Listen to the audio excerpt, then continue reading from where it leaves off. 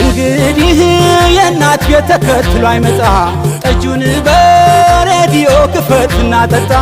እንዲህ ተጠራተን ከየመኖሪያችን ስንስቅ ስንጫወት አቤት ማማራችን እንዲህ ሆነን ስንውል እንዳንድ እናት ልጅ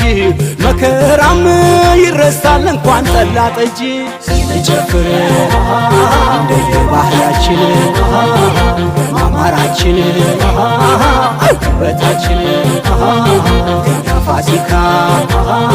አንተኛ ዓመት ባለ እንደዋለው